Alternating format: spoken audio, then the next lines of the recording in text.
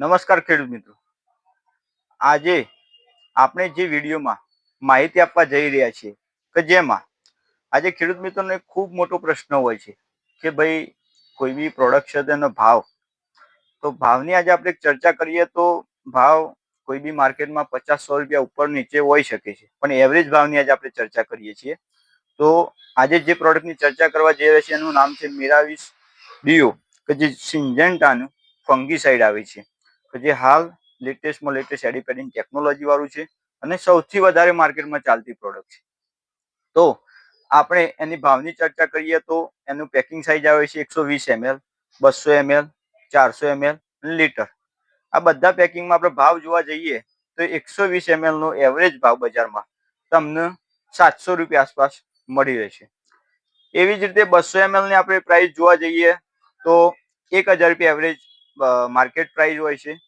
અને 400 ml ની ભાવની પ્રાઇસ જોવા જઈએ તો 1950 થી 2000 ની આસપાસ આપણને ભાવ જોવા મળે છે. અને એવી જ રીતે લીટર પેકિંગમાં પણ 4500 થી 4550 ની એવરેજ ભાવ હોય છે. અને બીજું કે આ ભાવ એક ફિક્સ નથી આ ખેડૂત મિત્રો, પણ બજારના એવરેજ ભાવ છે કે જેથી તમને ભાવની માહિતી મળી રહે. અને ખેડૂત મિત્રોનો મેઇન પ્રશ્ન હોય છે ભાવ બાબતે, તો આ એવરેજ ભાવ છે.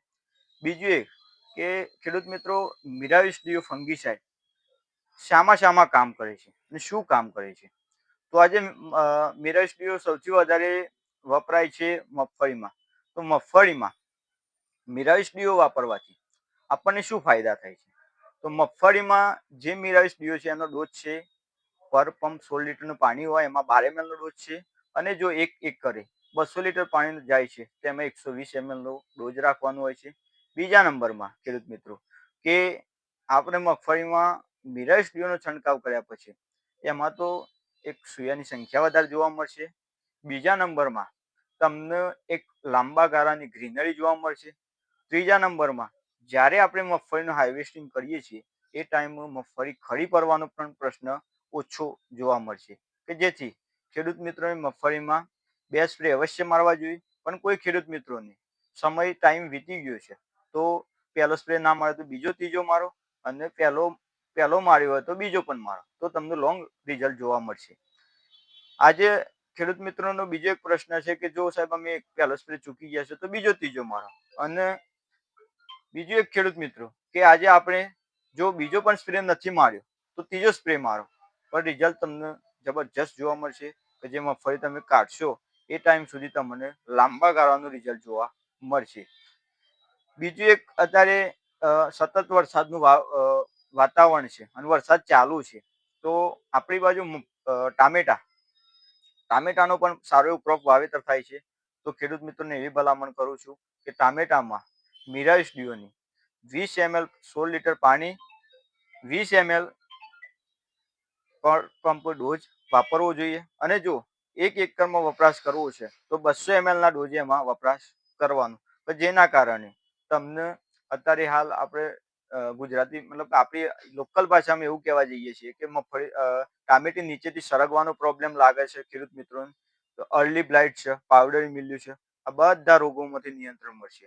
અને આપણે જે ખેડૂત મિત્રોને જે ડેમોન્સ્ટ્રેશન કરાયેલા છે એનો પણ આપણે આ યુટ્યુબ ચેનલ પર વિડીયો મૂકશું, કે જેથી તમને ખરેખર એવું લાગશે કે મિરાવિસ ડીઓ મારવાથી કેટલા બધા ફાયદા થાય છે. અને એમાં પણ વરસાદના વાતાવરણમાં ખરેખર એક સ્પ્રે ખેડૂત મિત્રોએ અવશ્ય લેવું જોઈએ, કે જેના કારણે ખેડૂત મિત્રોને પ્રોડક્શનમાં પણ ફાયદો મળશે, લોંગ ટાઈમ સુધી ટામેટી ગ્રીનરી રહેશે, અને જે પત્તા ખરી પડવાનો પ્રોબ્લેમ આવશે એ પણ પ્રોબ્લેમ નહીં આવે.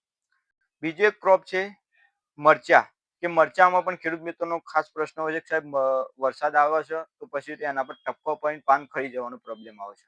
તો વરસાદના આગોતરું એટલે પ્રી ટ્રીટમેન્ટમાં આપણે ખેડૂત મિત્રોને ભલામણ કરીએ છીએ કે 20 ml ના ડોઝે મરચામાં પણ તમે જો મિરાવિસ ડીઓ વાપરશો 16 લીટર પાણીમાં તો તમને બહુ સારું રિઝલ્ટ મળશે. અને એકરનો ડોઝ 200 ml નો રાખવાનો છે. તો આપણે દરેક ખેડૂતોને એવું ભલામણ કરીએ છીએ કે તમે ખેડૂત મિત્રો મરચા છે, ટામેટા છે, મગફળી છે, જે હાલના મેઇન ક્રોપ છે, એમાં મિરાવિસ ડીઓ એક વખત અચૂક સ્પ્રે વાપરજો. અને બીજો એક ખેડૂત મિત્રો તમને એ વિનંતી કરવા જઈ રહ્યો છું કે આ યુટ્યુબ ચેનલ છે તો એના પર સારા સારા તમને વિડીયો જોવા મળશે, તો તમને લાઈક કરજો, શેર કરજો, સબસ્ક્રાઇબ કરજો, તો બીજા ખેડૂતોને પણ માહિતી મળતી રહે.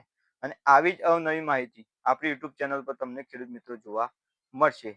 અને બીજો એક ખેડૂતોનો પ્રશ્ન મેઇન હોય છે કે સાહેબ, ભાવની તો આપણે આજે ચર્ચા કરી છે, પણ હજી કોઈ પ્રશ્ન એવા રહી જતા હોય ખેડૂત મિત્રો, તો કોમેન્ટમાં જણાવજો કે જેથી અમે તમને જણાવી શકીએ.